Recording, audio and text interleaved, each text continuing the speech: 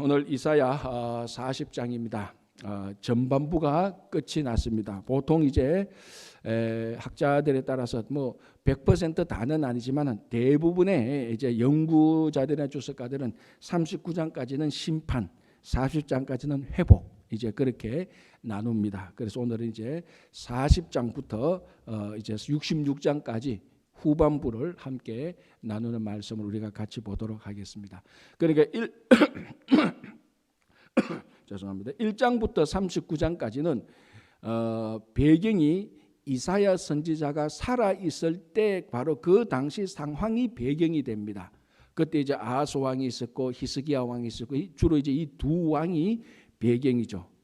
물론 이사야 선지자는 므낫세 선지자까지, 므낫세 왕까지, 히스기야의 아들 므낫세 왕까지 살고 아마 전성에 의하면은 전성입니다. 므낫세가 이사야 선지자를 칼로 목베어 죽였다. 아마 이게 히스기야의 그렇게 이제 그 죽음을 당한 그런 케이스를 보면서 그렇게 말하는가 봅니다. 어쨌든 1장에서 39장에는 아하스 왕과 히스기야 왕이 심판하는 내용의 배경이 됩니다. 이제 그 중에는 아주 중요했던 우리가 어제 아래 살펴봤던 아수르 왕이 북이스라엘을 치고 남유다를 공격해오는 그런 상황을 이사야 선지자가 경험하고 또 어떻게 하나님께서 그런 심판적인 상황 속에서 유다를 건져내시는가, 그걸 이사야 선지자가 경험하면서 하나님의 심판을 이제 말씀하셨던 39장까지 전체적인 배경입니다. 그럼 40장부터 66장까지 배경은 어떻게 되는가? 이 배경은 미래의 상황을 배경으로 하고 있습니다. 무슨 미래 상황? 이 유다가 심판을 받고 바벨론에 의해서 70년 동안 포로 생활하고 돌아올 때의 그 상황, 그게 배경이 됩니다. 그러니까 오늘날 현실이 배경이 아니고 미래의 바벨론 포로로 잡혀갔다가 거기서 고생을 하고 징계를 받고 돌아오는 때, 바로 돌아오는 때, 그때가 이 40장부터 66장까지 배경이 되는 겁니다. 이 배경이 되는 것입니다. 그러니까 바벨론 귀환, 바벨론에서 포로 갔다가 다시 돌아온 것, 이것을 우리가 성경에서 제2 엑소더스, 제2의 출애굽, 세컨 엑소더스라고 말을 합니다. 첫 번째 엑소더스는 모세의 인도하에서 애굽에서 나와서 가나안에 들어온 것. 두 번째는 바벨론으로 포로 잡혀갔다가 다시 가나안으로 돌아온 것. 세컨 엑소더스, 두 번째 엑소더스, 두 번째 출애굽은 아시다시피 1차, 2차, 3차를 통해서 단계적으로 들어오게 되는 것. 이거 뭐 이제 우리가 역사적인 사실을 알고 있는 것이고, 그래서 그 배경, 그 돌아오는 전체적인 배경을 두고 40장부터 이제 이 내용이 들어갑니다. 자, 1절, 40장 1절. 너희의 하나님이 이르시되 너희는 위로하라, 내 백성을 위로하라라고 말합니다. 이제 그러니까 이사야 선지자를 우리가 제대로 읽으면은 40장부터는 막 무엇입니까? 하늘이 열리고 막 기쁨과 회복과 즐거움의 분위기가 천사들이 막 이제 일어나서 찬양하는 그런 내용이 나타납니다. 그래서 핸델이 메시아를 작곡하고 할 때 만들 때에 이 40장 1절 위로하라, 내 백성을 위로하라, 이 메시지를 핸델의 메시아가 첫 번째 들어가는 테너가 부르는 첫 소절이 바로 이 구절입니다. 그렇게 핸델의 메시아 테너가 딱 나오는 가사 첫 줄이 바로 40장 1절, 너희는 위로하라, 내 백성을 위로하라, 바로 이 메시지입니다. 그러니까 이제 40장부터 회복이 시작되는데 그 회복의 첫 번째 메시지가 위로입니다. 위로. 그러니까 위로에서부터 회복이 일어나기 시작하는 것을 말합니다. 그러니까 앞에서는 심판하라, 징계하라, 벌하라, 전부 다 이런 메시지가 줄을 이루었다면은 40장부터 위로하라, 내 백성을 위로하라, 그들을 보담아 주어라, 이제 이런 메시지가 나타나는 것입니다.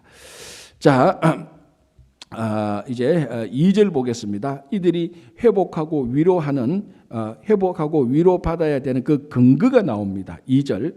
너희는 예루살렘의 마음에 닿도록 말하며, 그러니까 위로하라, 내 백성을 위로하라, 이 말씀을 그냥 뜬구름 잡듯이 아무 생각 없이 뭐 별 생각 없이 말하는 게 아니고 예루살렘의 마음에 닿도록 말하라라는 것입니다. 이 말을 듣고 예루살렘 주민들이 실감이 나도록 그렇게 말하라는 것입니다. 그러니까 어떻게 보면은 이게 선지자나 설교자나 모든 말하는 자의 가장 기본적인 태도죠. 내가 말하는 것이 또는 내가 선포하는 것이 내 앞에 말 듣는 사람의 마음에 닿도록 말을 해야 되는 것이지, 말은 실컷 하는데 앞에 있는 사람의 마음에 하나도 닿지 않는다면 이건 필요 없는 말이죠.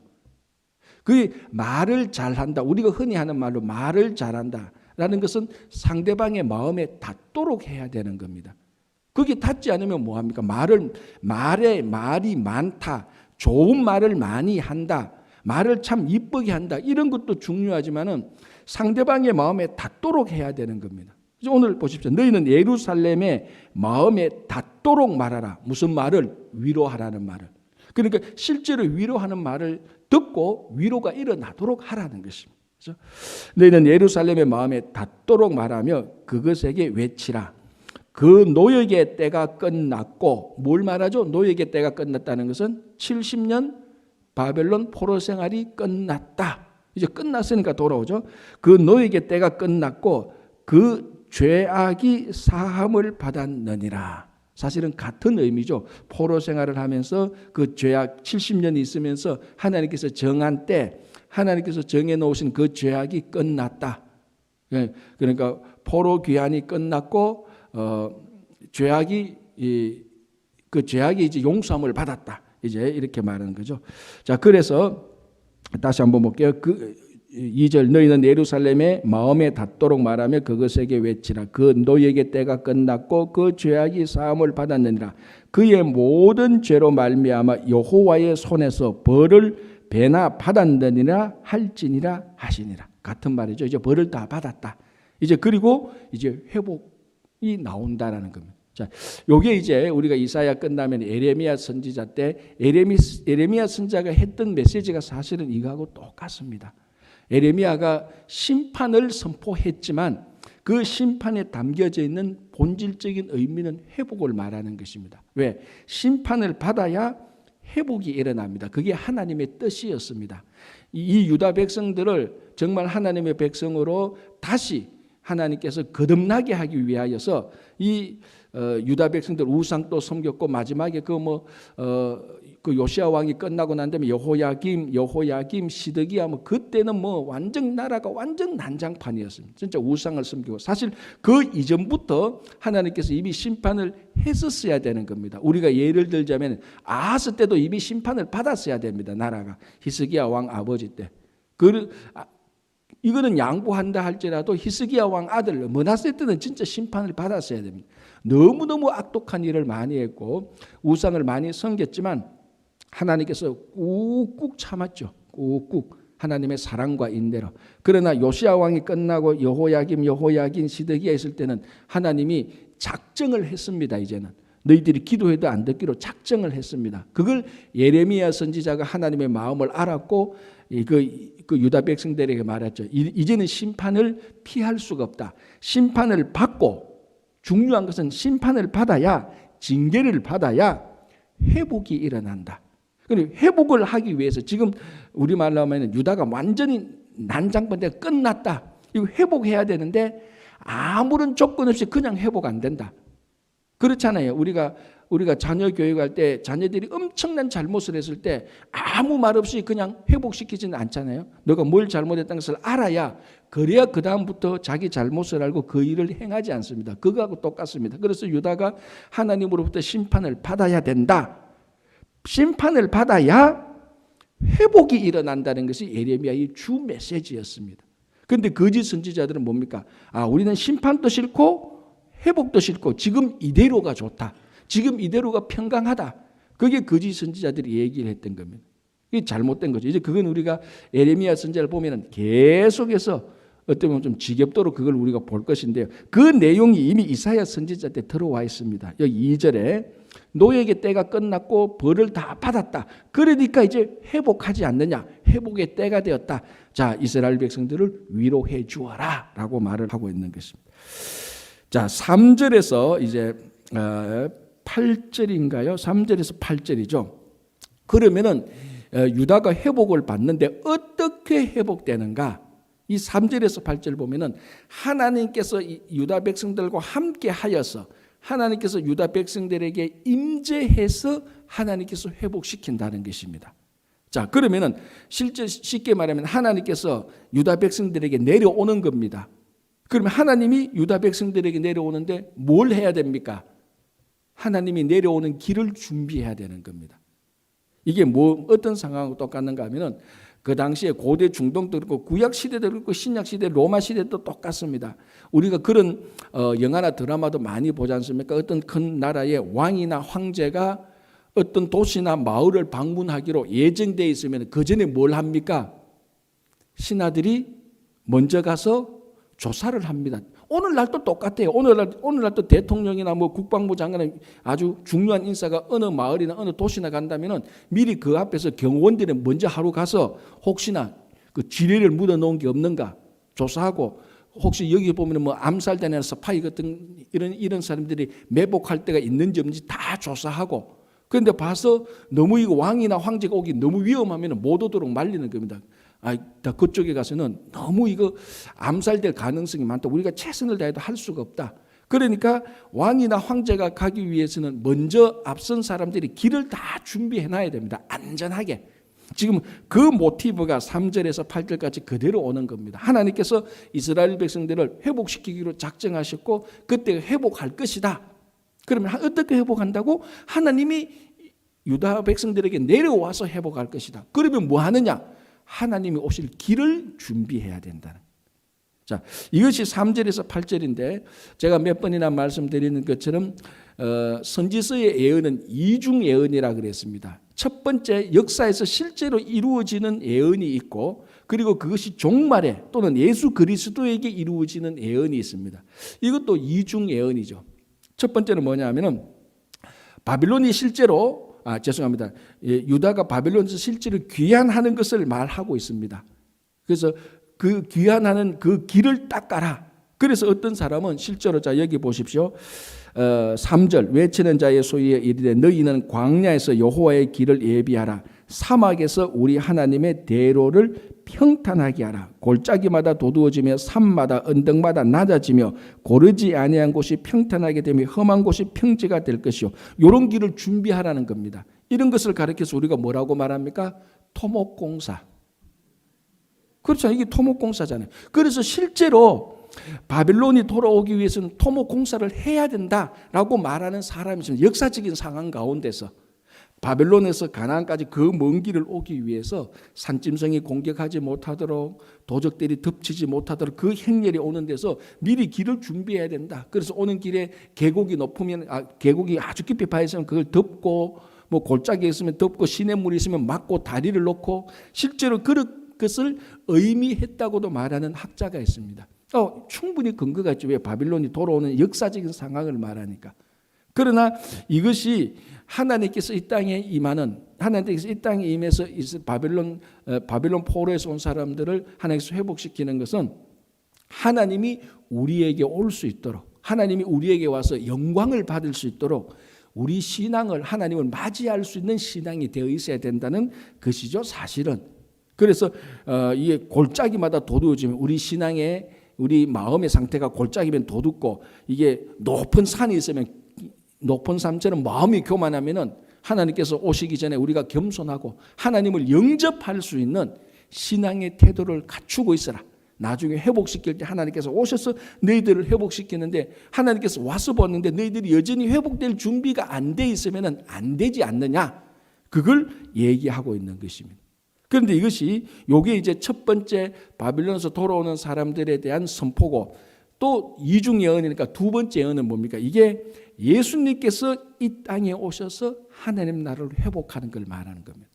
그러니까 이 땅이 어떻게 하나님의 나라가 회복되는가? 하나님이 이 땅에 실제로 오셔서 회복하는 겁니다. 바빌론 포로할 때 하나님께서 임재해서 하나님께서 내려와 하나님께서 이스라엘 백성들과 함께해서 회복하는 것처럼 하나님의 나라도 하나님께서 이 땅에 내려오셔서 우리와 함께함으로 말미암아 하나님 나라를 회복하는 겁니다. 그래서 하나님께서 이 땅에 실제로 오신 분을 우리는 예수 그리스도라고 부르는 겁니다. 그래서 예수님께서 이 땅에 오시기 전에 세례 요한이 뭐라고 말합니까? 지금 메시아가 오는데 우리가 준비해야 된다. 그래서 3절에서 8절까지는 우리가 복음서를 보면은 세례 요한이 이걸 그대로 반복하고 있습니다. 맞죠? 그래서 이렇게 해서 우리가 회복하게 되는 것을 얘기하고 있는 건데요.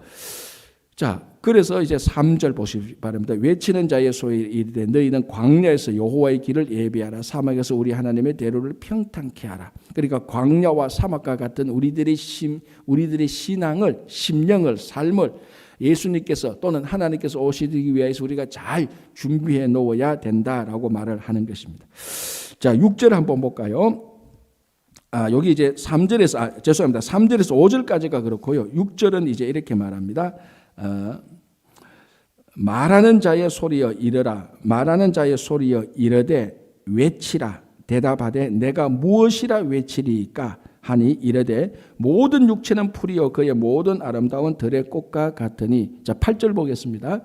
풀은 마르고 꽃은 시드나 우리 하나님의 말씀은 영원히 서리라 하라. 첫 번째 뭡니까? 여기서 말하는 하나님의 말씀은 영원히 쓴다는 것은 첫 번째 하나님의 말씀은 뭘 가리킵니까? 하나님께서 유다를 회복시킬 것이라는 그 말씀을 말하는 겁니다. 이 말씀은 반드시 영원할 것이다. 그러니까 하나님께서 이스라엘 유다를 회복시킬 것이라는 말씀은 시들지 않고 사라지지 않고 영원히 있을 것이다. 그러면은 유다는 반드시 회복됩니까? 회복 안 됩니까? 반드시 회복되죠. 왜? 여호와의 영원한 말씀에 함께 하니까. 그래서 이게 1차적인 여호와의 말씀이고 2차적으로는 말씀 그 자체를 말하는 겁니다. 하나님의 말씀은 영원합니다. 그러나 풀과 꽃은 다 시들어 버립니다. 지금 자, 이 보십시오. 일주일 되니까 비실비실 하잖아요. 얼마나 그 지난 주일에는 초롱초롱하고 예뻤는데 한 일주일 되니까 이제 이쪽이 이제 비실비실해지기 시작합니다. 아무리 이쁜 꽃도 아무리 향기를 나는 풀과 나무도 금방 시들어 버립니다. 그러나 유다를 회복하고 하나님께서 이 땅에 오셔서 유다를 회복하겠다는 그 말씀은 시들지 않는다. 영원하다. 그래서 이게 우리들에게 적용되면 하나님의 말씀 자체는 영원하다. 다른 말로 하면 복음은 영원하다. 이렇게 되는 것이. 그러니까 풀과 꽃은 향기를 품고 아름다움을 자랑하지만 이게 바로 애굽과 바빌론과 아수르와 같은 그런 의미도 있는 것입니다. 바빌론과 애굽과 아수르 풀과 꽃 그 아무리 강하고 향기를 품고 이쁘다고 자기들이 힘이 있다고 지금 이렇게 세우지만은 금방 풀과 꽃처럼 시들어 버린다. 하나님께서 유다를 회복시키다는 그 말씀만은 영원할 것이다. 너희들은 반드시 회복될 것이다라는 그 약속을 주는 겁니다. 자, 이 약속이 오늘날 우리들에게도 똑같은 것이죠. 하나님께서 우리들에게 하셨던 약속의 말씀은 반드시 회복시켜 주시는 것입니다. 그 소망 가운데서 우리가 계속해서 살아가게 되는 것이죠. 자, 9절에서 11절. 그래서 이 아름다운 소식을 시온에 전하는 자가 복이 있다. 아름다운 소식은 뭡니까? 구체적으로 하나님께서 유다를 회복시켜 주실 것이다. 그래서 9절. 아름다운 소식을 시온에 전하는 자여. 1차적으로는 바로 이겁니다. 하나님이 유다를 회복시켜 주실 것이다. 그래서 너희들은 위로를 받게 될 것이다. 이 아름다운 소식을 시온 예루살렘에 전하는 자여. 너는 높은 산에 오르라. 아름다운 소식을 예루살렘에 전하는 자여. 너는 힘써 소리를 높이라. 두려워하지 말고 소리를 높여 유다의 성읍들에게 이르기를 너희의 하나님을 보라 하라. 자, 이제 이 말씀이 좀 이해가 되죠. 그런데 사도 바울이 이 말씀을 들으면서 어떻게 적용합니까? 아름다운 소식을 복음이라고 말하죠. 사도 바울은. 그리고 같은 의미죠. 유다 백성들이 포로로 잡혀갔다가 다시 회복되는 거, 그게 진짜 복음 아닙니까? 그럼 복음은 사실은 복음의 내용을 보면은 자, 무엇이 복음입니까? 예수님께서 우리를 구원하신다는 그 사실이 복음입니다. 그 구원에는 해방케 하고 자유케 하는 것, 그게 복음의 핵심 소식입니다. 그러니까 이 사도 바울이 이사야서를 읽으면서 이 아름다운 소식을 시온에 전한 자, 이 아름다운 소식, 하나님께서 유다를 바빌론에서 구원시키고 해방시킨다는 이 소식, 바울이 예수 그리스도를 보니까 바로 그 모든 일들이 예수 그리스도 안에서 다 완성됐거든요. 예수님께서 바빌론과 같은 어둠과 사망에서 우리를 회복시킨다. 구원시킨다. 그것이 복음이니까 사도 바울이 로마서에서 이 아름다운 소식을 시온에 전한 아름다운 소식을 전하는 자의 발은 복되도다.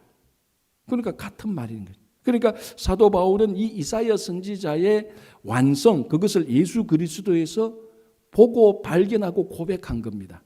그래서 이 아름다운 소식을 시온에 전하는 자, 1차적으로는 뭐라고요? 유다가 회복될 것이다. 이것을 시온에 전하는 자. 그리고 또 다른 의미는 복음을 전 세상에 전하는 자라고 말을 하고 있습니다. 자, 세 가지 태도가 나옵니다. 첫 번째는 어떻게 하라고요? 높은 산에 오르라. 그렇죠. 이 좋은 소식을 전하는데 그 지하 땅굴에 지하도 들어가서 이거 얘기하면 됩니까? 아니죠. 높은 산에 올라가서 많은 사람들이 모든 사람들이 다 볼 수 있도록 높은 산에 올라라. 그러니까 복음을 전하는 자도 위치 선정이 중요한 거예요. 그렇잖아요. 사람들이 많은 데 가서 복음을 전해야 되는데 사람들 없는 데 가서 자기 혼자 고고하고 고개란 척하고 복음 전하면 뭡니까? 사람도 없는데 뭐 다람쥐 토끼한테 전할 겁니까? 아니잖아요. 그러니까 높은 산에 오르라. 사람들이 다 만날 수 있는 볼 수 있는 곳에 오르라. 그리고 뭐라고 말합니까? 목소리를 높여라. 복음 전할 때 목소리를 높여라. 싸울 때 목소리 높이지 말고. 응? 자기 거 물건 내 거라고 이거 주장할 때 목소리 높이지 말고 뭐라고 말합니까? 너는 높은 산에 오르라. 아름다운 소식을 예루살렘에 전하는 자에 너는 힘써 소리를 높이라. 욕하고 저주하고 투덜대고 원망할 때 소리를 높이는 게 아니고 복음을 전할 때에 힘써 소리를 높이라. 자, 그리고 뭐라고 되어 있습니까? 두려워하지 말고 이 복음을 전하는 데서 사람들이 어떻게 생각할까? 사람들이 날 공격하면 어떨까? 그렇게 두려워하지 말고. 그렇다고 해서 이 두려워하지 말고라는 말을 오해하면 안 됩니다. 예의 없이 상대방을 무시하며 그런 말이 아닙니다. 가끔 이제 우리 한국의 뉴스도 보고 주변에 보면은 복음 전하는 자의 너무 확신에 사로잡혀 가지고 복음 전하는 자의 태도가 좀 볼성 싸나울 때가 좀 있어요. 가끔 복음을 전하는 자가 저 귀한 복음을 전하는 자의 태도나 말투나 이런 것들이 복음을 오히려 훼손시키는 그런 태도가 나오면 안 되는 거죠. 두려워하지 말라는 것은 네 태도가 경솔하고 네 태도를 복음 전하는 자의 태도를 마음대로 하라는 말이 아닙니다. 내가 정말로 겸손히 정말로 상대방을 배려하면서 상대방을 존중하면서 이 사람 예수를 믿든 안 믿든 그 사람에 대한 존중하는 것은 성도가 마땅히 해야 되는 겁니다. 이 사람은 예수 안 믿으니까 사탄이니까 지옥에 갈 사람이니까 내가 무시해도 돼. 절대로 그러면 안 됩니다. 그거는 복음을 가진 자의 태도나 마음이 그렇지 않죠. 오히려 진짜로 하나님의 마음으로 긍휼히 여기는 마음이 있어야 되고 그들을 존중할 수 있는 배려할 수 있는 마음이 있어야 된다. 그래서 복음을 전할 때 두려워하지는 않지만은 예의를 갖추고 복음을 듣는 자들이 내하고 딴소리를 해도 이 사람의 태도를 보니까 정말로 자기를 배려하고 존경하고 있다는 마음의 감동을 받아야 됩니다. 그래서 아까 얘기했지 않습니까? 예루살렘의 마음에 닿도록. 비록 이 사람이 교회를 무지무지하게 싫어하고 교회에 엄청난 상처가 있고 막 예수 그러면은 몸에 소름이 끼치는 사람이라 할지라도 여러분들이 가서 복음을 전할 때 이 사람의 태도에 자기의 마음에 닿도록 그렇게 해야 됩니다. 이 두려워하지 말라는 말을 절대로 곡해하거나 오해해서는 안 되는 겁니다. 그죠? 자, 그래서 이 아름다운 소식, 하나님께서 유다를 회복시킨다, 바빌론에서 회복시킨다는 이 아름다운 소식, 더 정확 우리말로 하면 진짜 복음, 하나님께서 예수 그리스도를 통하여서 예수 그리스도께서 우리를 구원하신다는 이 복음, 이것을 두려움 없이 힘써 그리고 높은 곳에서 사람들이 있는 곳에서 복음을 전해야 된 이 말씀을 전해야 된 것은 이사야 선지자가 시온에 말하는 것처럼 오늘날 우리가 복음을 전해야 되는 것하고 똑같은 것입니다. 그죠? 자, 그 내용 보시겠습니다. 10절. 보라, 주 예수께서 장차 강한 자로 임하실 것이요 친히 그의 팔로 다스릴 것이라. 보라, 상급이 그에게 있고 보응이 그의 앞에 있으며 그는 목자같이 양떼를 먹이시며 어린 양을 그 팔로 모아 품에 안으시며 젖먹이는 암컷들을 온순히 인도하시려다. 하나님께서 통치하시고 하나님께서 인도하시고 하나님께서 풍성하게 돌보아 주실 것이라는 겁니다. 유다를 회복시키는 유다를 하나님께서 친히 다스리고 그들을 좋은 길로 갈 수 있도록 인도하고 그 인도하심을 받는 자들은 풍성하게 살 수 있도록 하나님께서 돌보신다. 이게 유다의 미래에 대한 것입니다. 그래서 이사야 선지자에서 열방들에 대한 심판은 저주와 부정과 파멸로 끝날 수 있지만 예루살렘 하나님의 자녀 유다에 대한 심판은 마지막은 항상 파멸로 끝나지 않습니다. 회복으로 끝나는 거죠. 이게 오늘 10절 11절에 그대로 또 단편적으로 보여주는 겁니다. 자, 그러면 이제 12절부터는 이 유다를 바벨론에서 회복시키는 하나님은 도대체 어떤 분이냐? 도대체 어떤 하나님이시기에 이 바벨론에서 유다를 구원해 주실 것인가? 라고 이제 그 하나님에 대해서 말합니다. 자, 12절. 누가 손바닥으로 바닷물을 헤아렸으며 뼘으로 하늘을 쟀으며 땅의 티끌을 대에 담아 보았으며 접시 저울로 산들을 막대 저울로 언덕들을 달아 보았으랴.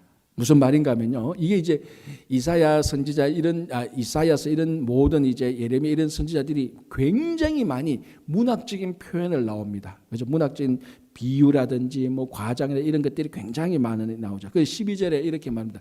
누가 손바닥으로 바닷물을 헤아려 봤느냐? 이게 우리가 가능합니까?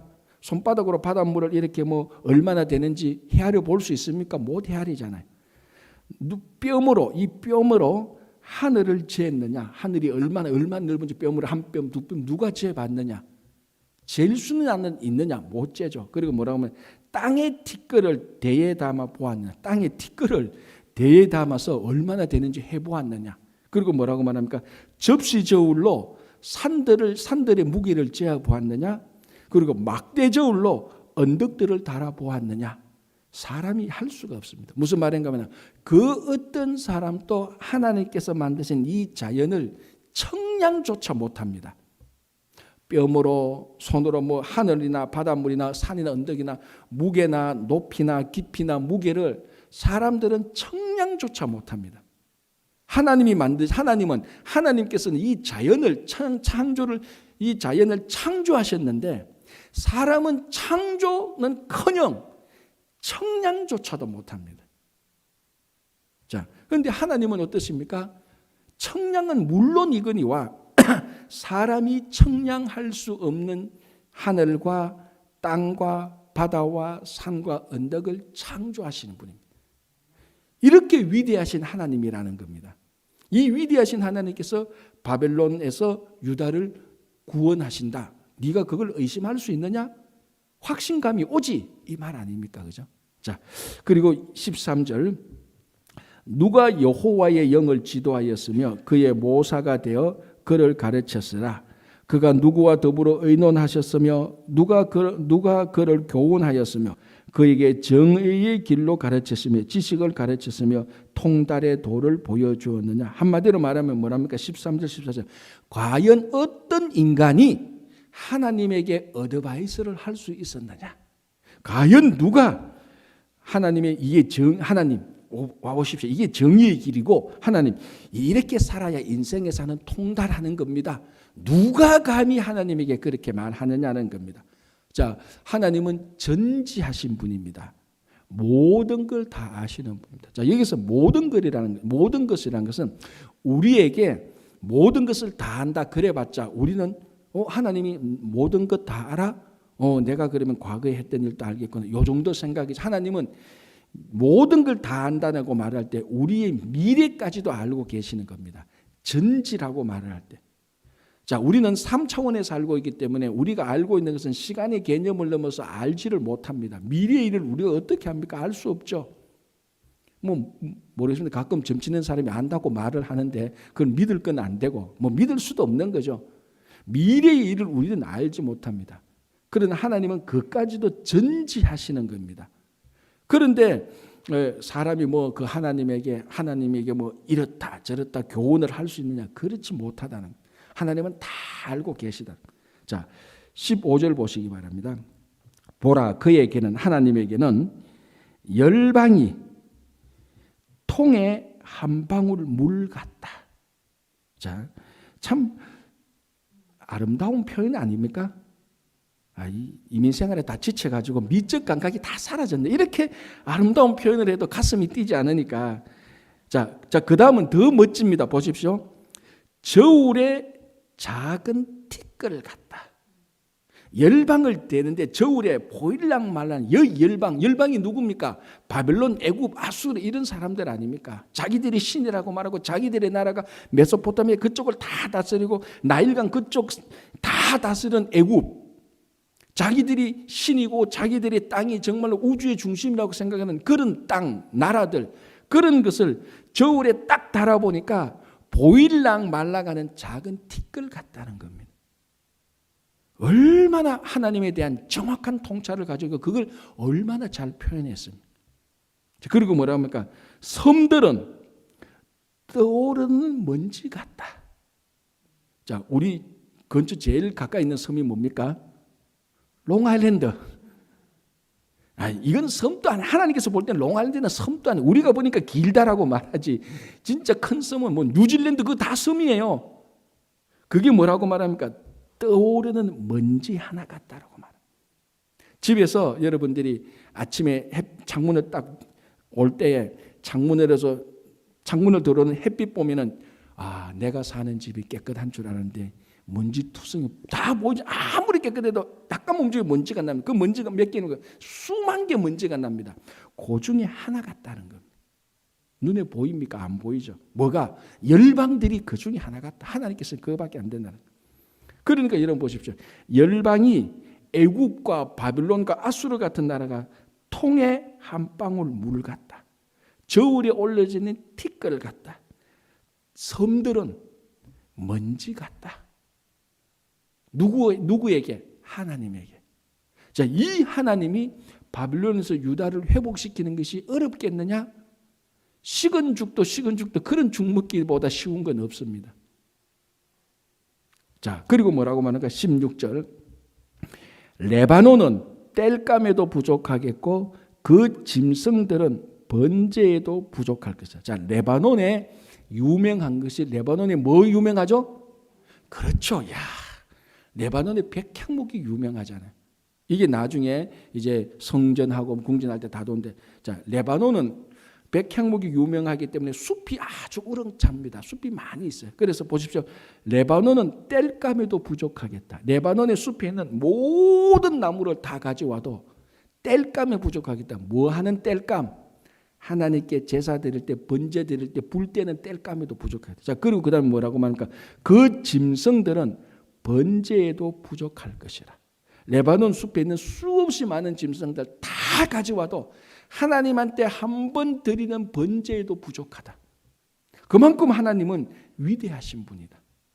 그러니까 이사야 선지자에 나타난 이런 우리가 그냥 문학적으로 읽어서 이거 뭐 무슨 말이냐 모르고 넘어가니까 별 어떤 감흥이 없는데 마음에 닿지 않는데 한 구절 한 구절 이사야 선지자가 정말 유다 백성들에게 했던 그 말 하나하나 놓치지 않고 가만히 보면은 이 말씀이 엉켜있던 말씀이 농축됐던 말씀이 이렇게 부풀려서 살려보면은 얼마나 이 말씀에 은혜로운 말씀인지 모릅니다. 하나님이 이렇게 위대하다고 이렇게 잘 표현해 놓았습니다.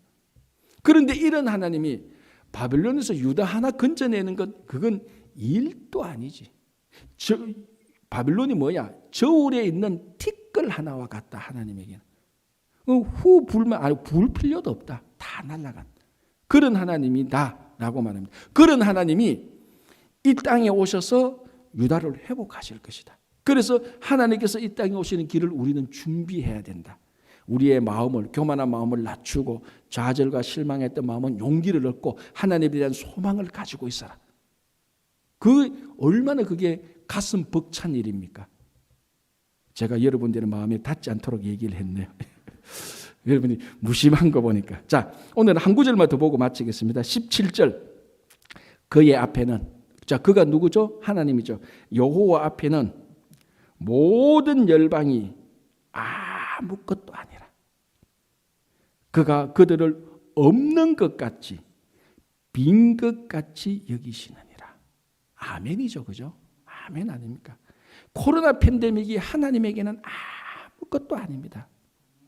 우리가 막 무서워서 막 이러고 말이죠. 하나님 앞에는 이 코로나 팬데믹도 떠오르는 먼지 하나 같습니다. 하나님의 저울에 놓인 티끌 하나하고 같다니까. 하나님께서 때가 되시고 하나님께서 작정하시면 다 회복됩니다. 그러나 하나님의 뜻이 있어서 우리를 회복시키기 위해서 아까 얘기했지 않습니까? 유다를 회복시키기 위해서 심판의 과정을 거쳐야 된다고 말했습니다. 이 심판의 과정이 디스플린 하는 거죠. 이스라엘 백성들이 광야를 거쳐서 가나안에 들어오는 것처럼 유다가 망가졌을 때 바빌론 심판을 통하여서 다시 회복시키는 것처럼. 여러분 코로나 팬데믹 전에 우리가 얼마나 교만했습니까? 교만한 정도가 아니죠. 교만한 정도. 사실 구약시대의 표현으로 해도 심판을 받았을 때 진작 받았을 겁니다. 그러나 하나님의 너무나 넓은 사랑과 인내로 참고 참다가 이제 겨우 하나 코로나 팬데믹 하나 주신 거예요. 이 과정을 통하여서 하나님은 우리를 회복시키려고 합니다. 하나님 이게 회복이 될까요? 보십시오. 애국가 같은 열방들이 저울에 있는 티끌 하나 같다니까요. 하나님 앞에서. 코로나 팬데믹도 하나님 앞에서 티끌 같아요. 실제로 코로나 바이러스가 티끌보다도 더 적지요. 무슨 크로니까 하도 적어가지고 말도 못할 정도잖아요. 그래 진짜 그렇다니까요. 하나님 앞에서. 하나님께서 작정하시면 회복하는 겁니다. 그래서 하나님 앞에서는 없는 것 같이 빈 것 같이 여기신다. 그 모든 것들을. 그 하나님이 우리를 회복시킨다는 거예요. 이 의심 들 이유가 없죠. 이제 여러분 마음에 약간 닿는 것 같습니다. 오늘 여기까지만 하고요. 이 내용이 너무 좋기 때문에 다음 주 월요일 날에 18절부터 우리 좀 같이 보도록 하겠습니다. 여러분 하나님 앞에서는 여러분들 우리의 모든 대적들이 아무것도 아닙니다. 확신 가지시기 바랍니다. 기도하겠습니다. 하나님 감사합니다.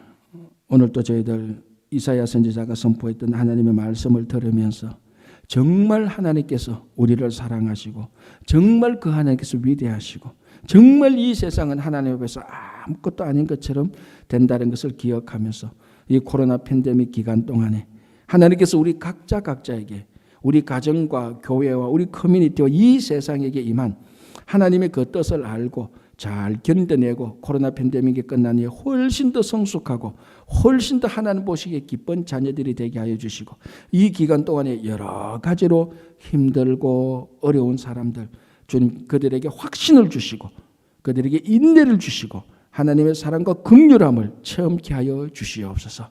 감사하오며 예수님 이름으로 기도합니다. 아멘.